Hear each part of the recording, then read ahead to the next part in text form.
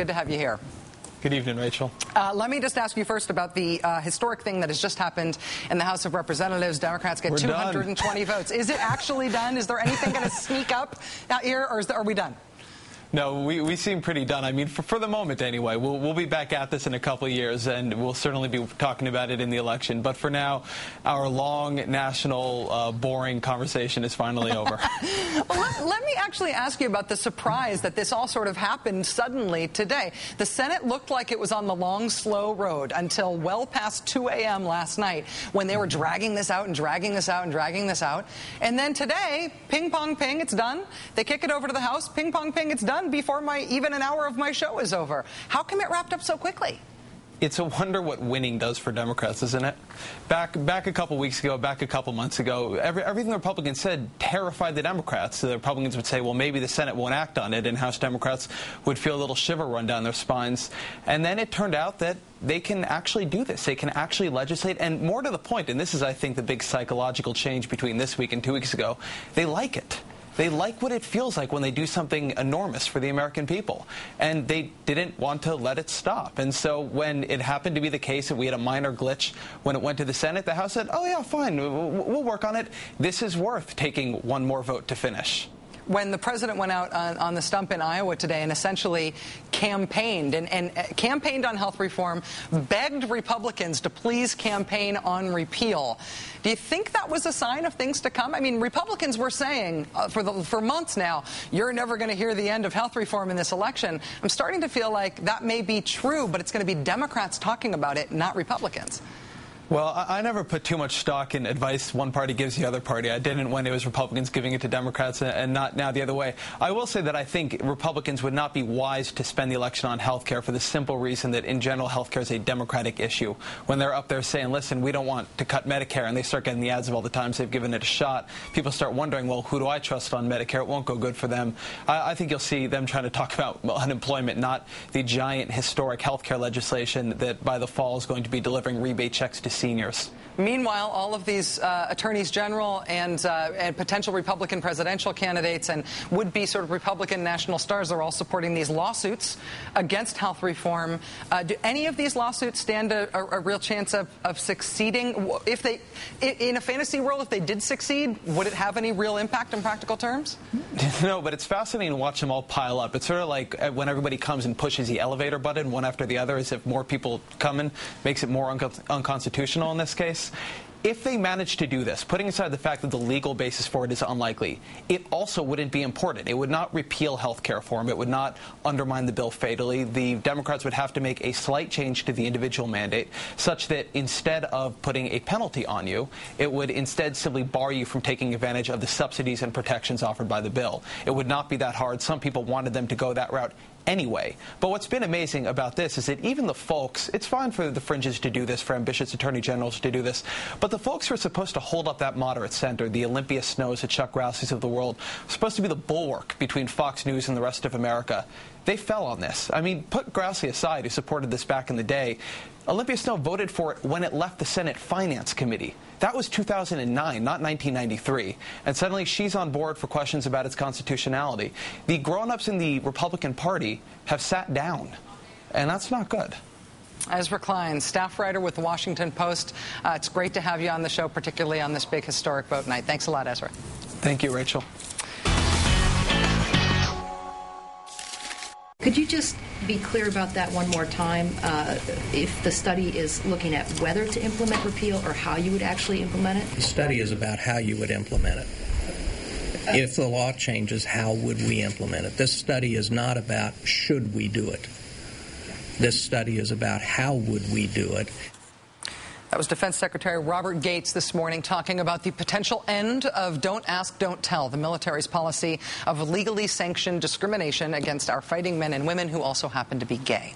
428 service members were fired, or as the military says, separated under Don't Ask, Don't Tell last year alone. More are under investigation right now. Those include Lieutenant Dan Choi, a West Point-educated Iraq War veteran and accomplished Arab linguist who is also gay. A year ago this week, Lieutenant Choi made the brave choice to come out right here on this program. In the year since, he has been investigated under Don't Ask, Don't Tell, and a commission has recommended that he be separated from the military. Also since then, the President of the United States has made it clearer than ever that Don't Ask, Don't Tell must be repealed. And the Secretary of Defense ordered the military to study how to make it happen. Meanwhile, while Lieutenant Choi still faces the very real possibility that he will be forced to leave the military, last month, his commanding officer in the Army National Guard asked him to rejoin his unit and participate in drills with them. Last week, Lieutenant Choi and a fellow gay serviceman were arrested when they chained themselves to the White House fence to protest the ongoing policy. Today, Defense Secretary Bob Gates announced changes to the way that Don't Ask, Don't Tell will be implemented. Changes, he said, are designed to make the enforcement of the current policy more fair. The major changes, as I understand them, are these. Only a flag rank officer, that is a one-star general or a Navy admiral, can initiate a Don't Ask, Don't Tell inquiry. Also, third-party information about someone's sexual orientation can only be given under oath, meaning no more anonymous outings. The new rules say that overheard statements and hearsay are now discouraged, although they can still be used in an inquiry, and some kinds of confidential information will no longer be admissible. Statements like gay service personnel make to their lawyers, for example, or clergy or doctors. Do these changes mean that Don't Ask, Don't Tell is over? Not even close. They've just decided to make the policy more like they promised it would be in the first place. For more than 15 years now, members of the military who weren't telling anything were still drummed out of the service, but the military sure did ask, to the point of witch-hunting closeted people out of the service against their will by the thousands. Now the military has decided to really not ask anymore, except in some special circumstances, but gay personnel still can't tell. Will people like Lieutenant Dan Choi stop getting fired for being themselves under this change in policy? Not at all. Can gay men and women in the military stop lying about who they are and still serve? Simply put, no. Joining us now is Lieutenant Dan Choi. Lieutenant Choi, it is really good to see you again. Thanks for joining us. It's good to see you. It's like our one-year anniversary. It is our one-year anniversary, which I think is paper or tin or something lame. Wood. We got a couple of papers in the mail after the first date that we had. What's the status right now of your discharge under Don't Ask, Don't Tell? And what are you in limbo still? Myself, I am still in limbo, and I could be fired right after I get off the set here. I mean, Don't Ask, Don't Tell is still in place. And all of these exemptions or the more humane ways to implement Don't Ask, Don't Tell, none of that applies to me or anybody who simply just wants to tell the truth about who they are. So your feeling about this change in policy is that, obviously, in your case, it still won't affect you, but in general, you think this is a tweak to the existing policy. This isn't a substantial change. Well, it was an attempt, just as Secretary Gates said, to try to make the implementation a little bit more humane, but I think it misses the point entirely. What's inhumane, what's absolutely intolerable about Don't Ask, Don't Tell itself is that it enforces closetedness, and it enforces shame and hiding and lying and deception. And that is not in keeping with any of the Army values or any of the military's values or American values. So it misses the point entirely. Dan, last week you were arrested after you chained yourself to the White House fence. We had some images of that we showed our viewers. I wondered, you're a savvy activist and an incredible advocate for this cause, not only for yourself, but for everybody who's fighting it.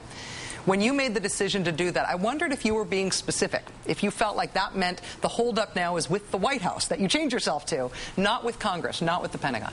Well, it's really obvious that the president now needs to show resolve, strong resolve, to get rid of Don't Ask, Don't Tell. And the ball is still in his court. The Defense Authorization Bill can include the repeal language. And in that way, the Republicans or anybody who opposes getting rid of Don't Ask, Don't Tell would have to get 60 votes. And so when the president responds to activists and says, I will repeal Don't Ask, Don't Tell this year, I will work with Congress, and I need your help, keep pressuring leaders like me. As an Army officer, I hear a directive, an order, a command. And so I'm going to do everything that I can to make sure that he knows. The ball is still in his court, and we need to see action.